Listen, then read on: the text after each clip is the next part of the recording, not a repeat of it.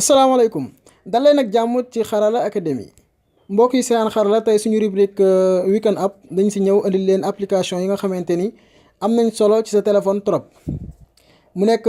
5 application yoo xamante ni bëgg nañ ko partager ak yéen tey bis njëkk mi ngi tudd Free Music application bi dalay may nga mën a télécharger MP3 wala nga déglu MP3 boo xamante ni mi ngi si internet bi gratuit te doo fay dara. comme boo duggee si application mi ngi nii da ngay bind turu ki nga soxla nga bind comme par exemple Kerry James boo bindee Kerry James ba pare nga daal di bës recherche mu daal recherche indi la son yi son yaa ngi nii boo cliquer si benn rek son bi day commencer dem voilà bi mooy première application bi. deuxième application mi ngi tudd Music Player application bi dalay may nga mën a déglu son maanaam bu nee ni sa téléphone amul Music Player maanaam application boo xam da nga si mën a dégloo son yi. xam ni bu jeex rek day indi beneen moo koy indil boppam gratuit voilà léegi moo nekk application bii nii Music Player mi ngi nii bu la neexee tamit nga xool nga def benn playlist wala tamit nga régler benn temps boo xam ne boo ko dégloo pare téléphone bi day fayal boppam maanaam musique bi comme fii nii fii mën nga régler comme bu dee da nga bëgg a nelaw bëgg déglu son boo xam 10 minutes la mën nga ko régler fii nga def ko 10 minutes bës ok wala nga def ko 54 minutes bës ok mu daal fii ngay bës mu daal di ñëw.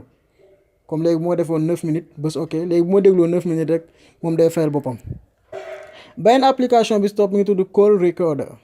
application la mooy njëriñam application bi dalay may nga mën a enregistrer ñu lay woo comme kenn bu la woowoon boo amoon koo xam ne dalay woo téléphone nga bëgg ko enregistrer mën nga ko si enregistrer di ñaan gars yi tamit ñu bañ ko utiliser ci ay fin def offensive voilà. moo nekk nii léegi yow bu la kenn woowoon léegi taf da koy enregistrer automatique boo paree boo duggee ci sa son yi da nga koy mën a déglu foofu gratuitement léegi beneen application bi bis topp mi ngi tudd Voice Changer mi ngi nii Voice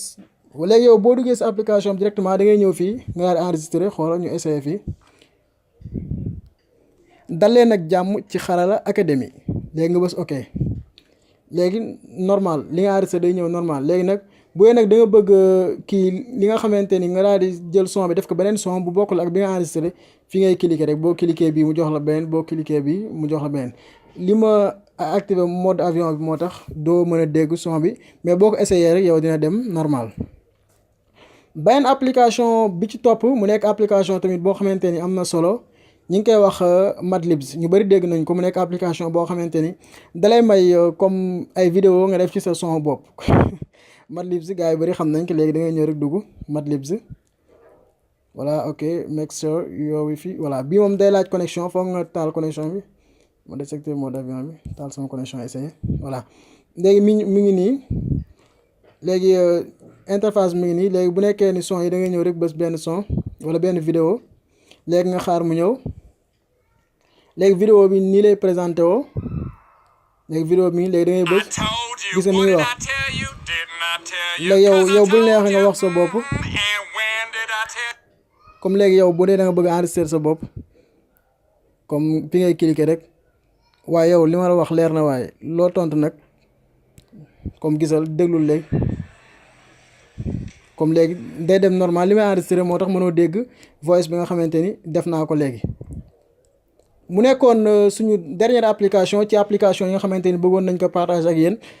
jërëjëf mbokk yi maa leen di ñaan ngeen abonné ci chaîne bi daal koy partager ba beneen weekend ci yeneen application merci.